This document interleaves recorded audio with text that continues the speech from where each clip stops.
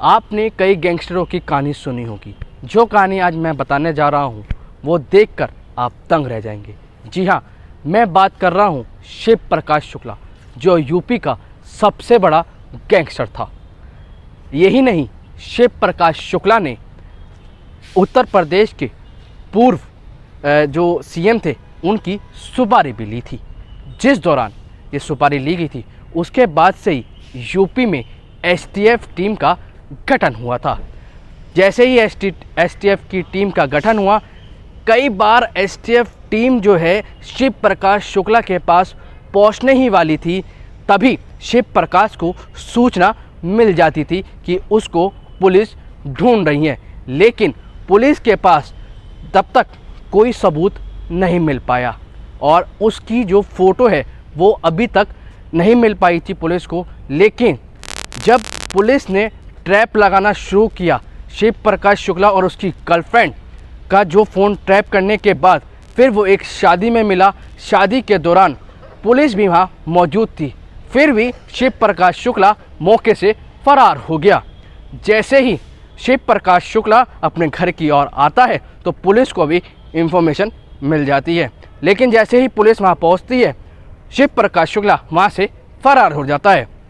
Police के पास सिर्फ एक फ़ोटो जो है रहती है ताकि शिव प्रकाश शुक्ला की फ़ोटो जो है वायरल हो सके। इसी को देखते हुए सारी तरफ एसटीएफ की पुलिस जो है शिव प्रकाश की तलाश शुरू कर देती है। लेकिन उसको एक मेन लीड मिलती है कि शिव प्रकाश शुक्ला गाज़ियाबाद में है। गाज़ियाबाद अपनी गर्लफ्रेंड से मिलने जैसे ही वो पहुंचता है और उसके बाद एसटीएफ और शिव प्रकाश शुक्ला की मुठभेड़ हो जाती है। इसी दौरान शिव प्रकाश शुक्ला की 1998 में मौत हो जाती है। इस पूरी घटना को लेकर आप देखिए कि किस तरीके से शिव प्रकाश शुक्ला इतना बड़ा बदमाश कैसे बना। इस छोटी सी रिपोर्ट में आपको पता चल जाएगा। 90 का दशक आधे से ज्यादा बीत चुका था। देश और यूपी की सियासत बदल रही थी। तभी पूर्वांचल की पहचान में एक नई चीज जुड़ गई, बारूद की गंध और कारतूस का धुआं।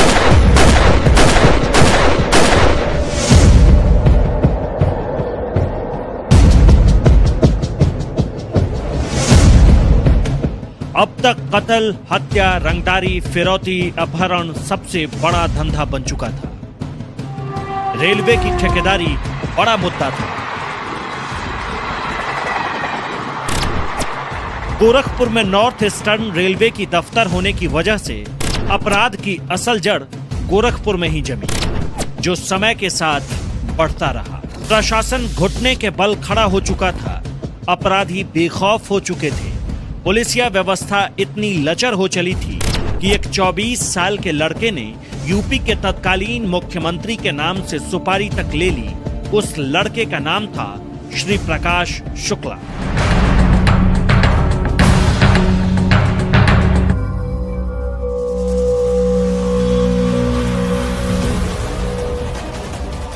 शुक्ला ने अपराध के सारे आयाम बदल कर रख दिए थे। क्राइम की दुनिया में बादशाहत पाने की सनक उसके सिर पर सवार था। शुक्ला का पहला प्यार था AK-47, गर्लफ्रेंड उसने बाद में बनाई।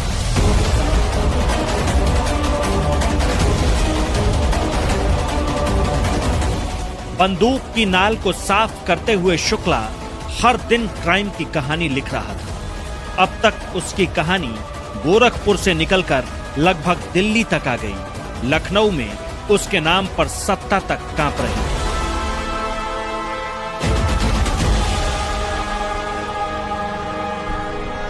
5 साल की क्राइम कुंडली में शुक्ला के नाम इतनी बातें दर्ज थी कि उसके आसपास कोई भी नहीं फटकता था।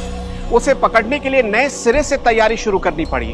और तो और तत्कालीन सीएम को एसटीएफ यानी स्पेशल टास्क फोर्स के गठन का आदेश देना पड़ा।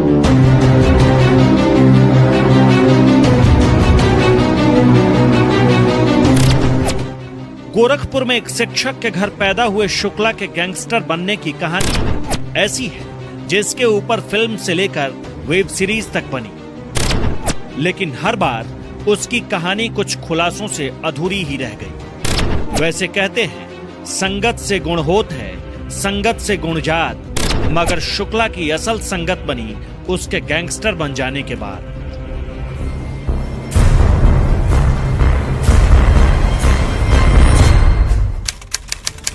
यह 1993 की बात है। शुक्ला की बहन को देखकर गोरखपुर में एक लड़के ने सीटी बजा दी। यह पहला मौका था जब पहलवानी के शौकीन शुक्ला ने अपराध के औजार को कसकर पकड़ा, शोहदे को मौत की नींद सुला दिया और भाग कर चला गया बैंकॉक। जब लौटा तो उसकी एक ही ख्वाहिश थी, उसके नाम के आगे अपराध की दुनिया में कोई ना हो, और वो जब तक जिंदा रहा अपने मन की करता रहा।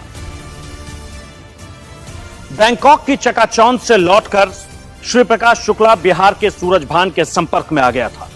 इसी दौर में लोग पूर्वांचल में वीरेंद्र प्रताप शाही और हरिशंकर तिवारी के नाम से कांपते थे, लेकिन शुक्ला ने तय किया कि उसके क्रिमिनल करियर में उसके नाम के आगे किसी का नाम नहीं होगा। जनवरी 1997 कोहरे में लिपटे लखनऊ शहर में अचानक ही गोलियों की आवाज से गर्मी पैदा हो गई। एक लॉटरी व्यवसायी की हत्या ने खौफ, डर और कुछ सवाल पैदा कर दिए। ये बस धमक भर थी। आगे शुक्ला ने पुलिस विभाग को मौतों की गिनती में लगा दिया। एक के बाद एक मर्डर की बातें सुनकर पूर्वांचल के छोटे मोटे और छुटभइये अपराधी पनाह मांगने लगे थे।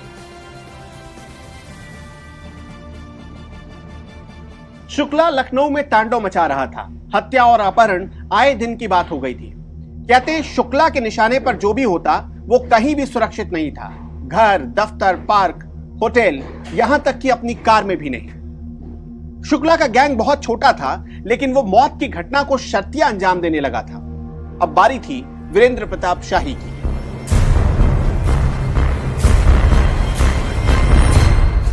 शुक्ला शौकीन था। अच्छा पहनने का शौक, अच्छा खाने का शौक। शौक की सूची बहुत लंबी थी, लेकिन उसका एक शौक ऐसा था जिसके सामने पुलिस भी सरेंडर कर चुकी थी। वो शौक था क्राइम करने का, और लगातार क्राइम करते करते शुक्ला ये संदेश देने की कोशिश करने लगा कि प्रदेश में उसने सरकार के समानांतर एक दूसरी सरकार स्थापित कर लिया है। फेल होते सरकारी सिस्टम के सामने शुक्ला नए अवतार में दिखने लगा था। गोरखपुर से जो शुरू हुआ वो लखनऊ को खून के रंग में रंग दिया था। करीब 400 लोगों के सामने श्री प्रकाश शुक्ला ने वीरेंद्र शाही को गोलियों से भून दिया। कहते हैं कि शुक्ला और उसके गैंग के लोगों ने इतनी गोली चलाई कि हड़कंप मच गया। वीरेंद्र शाही की मौत ने पूर्वांचल की क्राइम डायरी में नई रणनीति तैयार कर दी। श्री प्रकाश शुक्ला ने वीरेंद्र प्रताप शाही की हत्या के बाद एक संदेश देने की कोशिश की। रेलवे टेंडर को हथियाने में लगे गैंग पर इसका असर दिखने लगा। जिस टेंडर को हथियाने के लिए पहले लंबी लाइन लगी होती थी, अब वो लाइन खत्म हो चुकी थी। शुक्ला जिसे चाहे टेंडर दिलवाए और जिससे चाहे टेंडर वापस ले ले। फिर एक लखनऊ के बिल्डर को उठाकर उसके परिवार वालों से लगभग 2 करोड़ रुपए वसूले गए। इसके बाद लखनऊ के ही एक होटल में घुसकर शुक्ला और उसके साथियों ने इतनी गोली चलाई कि पास में ही बने विधानसभा तक इसकी आवाज सुनाई पड़ी। लखनऊ फिर से दहल गया। सिर्फ लखनऊ ही नहीं, 23-24 साल की उम्र में शुक्ला का गैंग कोलकाता से लेकर दार्जिलिंग और भी कई शहरों को टारगेट पर रखने लगा था। कहते हैं कि क्राइम की आड़ में कारोबार करने के लिए हथियार और हाथ दोनों मजबूत होने चाहिए। शुक्ला के साथ बिहार वाले सूरजभान का हाथ था। शुक्ला अब राज्य की सीमा को पार कर चुका था। इस बार उसने पटना में गोली चलाई। तत्कालीन बिहार सरकार के मंत्री ब्रिज बिहारी प्रसाद के सीने में इतनी गोलियां उतार दी कि अस्पताल ले जाने तक का वक्त नहीं बचा। श्री प्रकाश शुक्ला की उलटी गिनती तब शुरू हुई जब उसने यूपी के तत्कालीन सीएम कल्याण सिंह के नाम की सुपारी ले ली। राज्य की गद्दी पर बैठे सरकार के सामने संकट बहुत बड़ा था और इसी संकट से पार पाने के लिए उस वक्त एसटीएफ का गठन हुआ। यह अलग बात है कि इन तमाम बातों से बेखौफ होकर श्री प्रकाश शुक्ला वो सब कुछ कर रहा था जो उसके मन में आ रहा था। शुक्ला के दिलों में सैकड़ों लोगों के लिए नफरत थी। उसके दिल में मोहब्बत थी तो सिर्फ एक लड़की के लिए, जिससे वो बेइंतहा प्यार करता था। कहते हैं कि पूर्वांचल का वो इकलौता गैंगस्टर था जो अपनी गर्लफ्रेंड के लिए कुछ भी कर सकता था। आखिर में यही मोहब्बत शुक्ला के लिए जाल बना और जान पर बनाई। हालांकि पुलिस शुक्ला को पकड़ती तो तब जब उसकी कोई तस्वीर हो। शुक्ला की एक तस्वीर के लिए पुलिस सालों तक भागती रही। उसे पकड़ पाना अब भी दूर की कौड़ी थी। देर ही सही शुक्ला की एक तस्वीर सार्वजनिक हुई, लेकिन यह सब आसान काम नहीं था। तस्वीर सामने आने के बाद कुछ वक्त के लिए शुक्ला शांत पड़ गया, लेकिन अखबारों में शुक्ला की सारी शैतानी छपने लगी। हिंदी अखबार में भी और अंग्रेजी अखबार में भी। हिंदी तो वो समझ लेता था, लेकिन अंग्रेजी अखबार पढ़ने में उसे दिक्कत होती थी। इसके लिए शुक्ला ने एक लड़के को रखा था। इसका काम होता था सुबह सुबह शुक्ला को फोन करना और अंग्रेजी अखबार की खबरों को पूरी इत्मीनान के साथ बताना।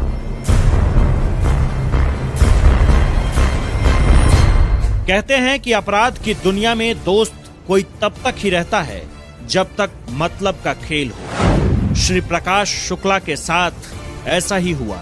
एक दिन सूरजभान चाहने लगा कि अब शुक्ला का हिसाब किताब जरूरी हो गया है। इधर शौकीन शुक्ला एक साथ 14 सिम कार्ड इस्तेमाल कर रहा था और उसका तरीका इतना नायाब था कि टेलीकॉम के जानकार भी गच्चा खा गए। कहते हैं कि उस वक्त भारत के पड़ोसी देशों में भी वो ग्रुप कॉल करता था। इसी के साथ साथ शुक्ला हर दिन अपनी लोकेशन बदल रहा था। लखनऊ उसके लिए अच्छा और सुरक्षित ठिकाना बन गया था।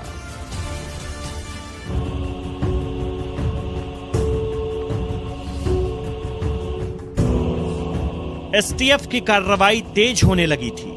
शुक्ला के हर एक कदम पर नजर थी। उसके कॉल, उसके लोकेशन, हर छोटी बड़ी बात पर नजर रखी जा रही थी। पुलिस के हाथ उसका कांटेक्ट नंबर भी लग गया।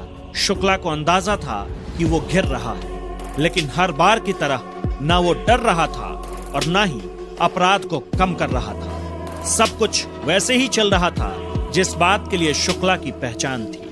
शुक्ला एक साथ दो जाल में फंस रहा था। एक तो एसटीएफ जाल बिछा रही थी और दूसरी तरफ गोरखपुर की एक लड़की के साथ मोहब्बत भी उसके लिए काल बनने लगी। हर दिन वो अपनी प्रेमिका को कॉल करता था और हर दिन उसके कॉल को ट्रैक करने में पुलिस को मदद मिल रही थी। अब शुक्ला का खेल खत्म होने वाला था।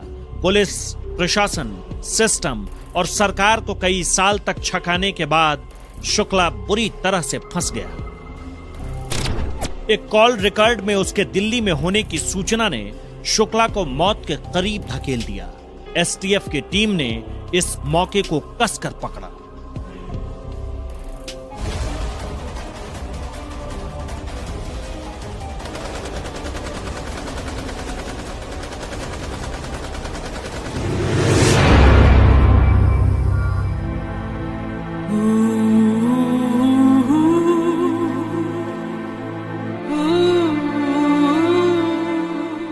रंगदारी, रंगबाजी, गोली और बंदूक तब तक ही चलती है जब तक पुलिस कमजोर हो, वरना शुक्ला की कहानी पहले ही खत्म हो जाती।